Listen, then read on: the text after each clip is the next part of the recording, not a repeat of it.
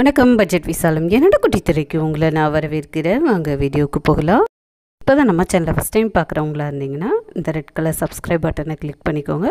அப்படியே பக்கத்தில் இருக்க பெல் ஐக்கானையும் கிளிக் பண்ணிக்கோங்க. அப்போ தான் என்னோடய வீடியோஸ் உங்களுக்கு ரெகுலராக கிடைக்கும்.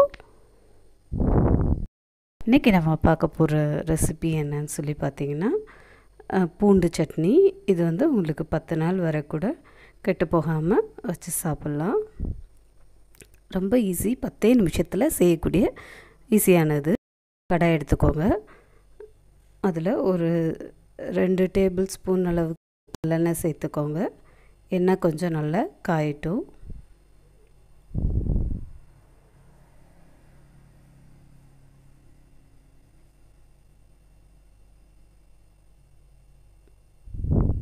இப்போ இதில் ஒரு கைப்பிடி அளவு பூண்டு சேர்த்துருக்குறேன். பூண்டு கொஞ்சம் வேகணும்.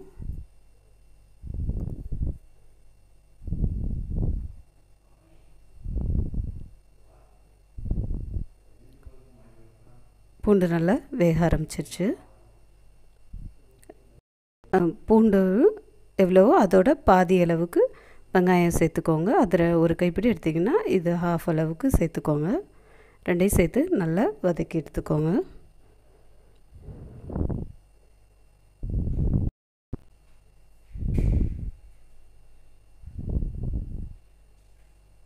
இப்போ இதோட வரமிளகாய் சேர்த்துக்கலாம். நான் 4 சேர்த்துருக்கேன். ஓரளவு ஒரு 7 வரை சேர்க்கலாம். அப்போ தான் காரம் நல்லா கரெக்டாக இருக்கும். நான் கொஞ்சம் காரம் கம்மியாக வேணுங்க 4 சேர்த்துருக்குறேன். இதுவும் சேர்த்து நல்லா வதக்கி எடுத்துடலாம்.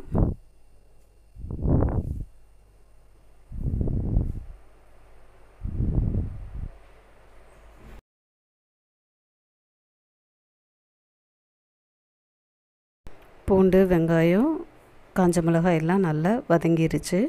அதோட கலர் கூட நல்லா சேஞ்ச் ஆகிடுச்சு பாருங்கள். இந்த மாதிரி இருந்தால் தான் உங்களுக்கு அந்த பச்சை ஸ்மெல்லு இல்லாமல் டேஸ்ட் நல்லாயிருக்கும் சாப்பிட்றதுக்கும்.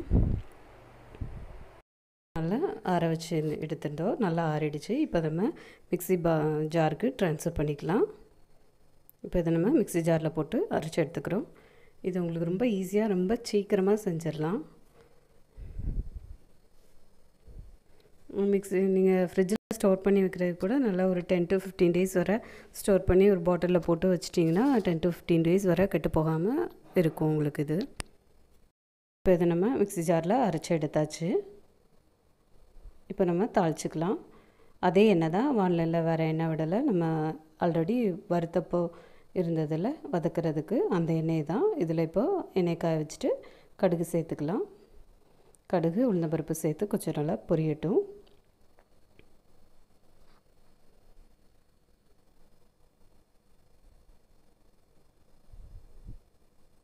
இந்த உங்களுக்கு பொரிஞ்சிருச்சு. கடுகு நல்லா பொரிஞ்சிருச்சு. இந்த டைமில் நம்ம அரைச்சி வச்சுருக்கிறத இதோடு ஆட் பண்ணிக்கலாம். ஒரு பிஞ்சை பெருங்காயத்தூள் சேர்த்துக்கோங்க.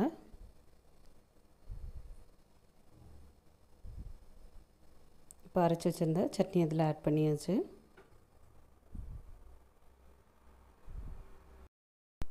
நல்லா கொதி வருது. நல்லா கிளறி விட்டுக்கோங்க. அந்த தண்ணி கொஞ்சம் ஓரளவு வத்துற அளவு நல்லா கிளறி விட்டுக்கோங்க. இப்போ இமீடியட்டாக சாப்பிட்றதா இருந்தால் இதை நீங்கள் அப்படியே கூட எடுத்துடலாம். ஒன்றும் செய்ய வேண்டாம். கொஞ்சம் நம்ம ஸ்டோர் பண்ணுங்கிறனால இருக்கிற தண்ணி ஃபுல்லாக எடுத்து கொஞ்சம் இதாகிறது வரை வதக்கி எடுத்துடலாம்.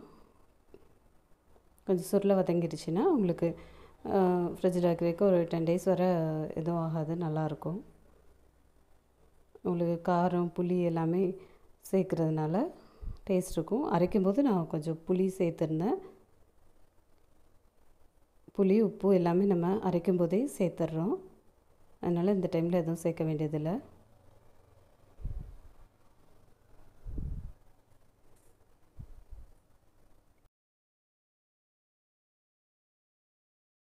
சட்னி நல்லா ரெடி ஆயிடுச்சு. இப்போ நான் இதை பாட்டிலில் ட்ரான்ஸ்ஃபர் பண்ணி ஃப்ரிட்ஜில் ஸ்டோர் பண்ணி வச்சுக்க போகிறேன்.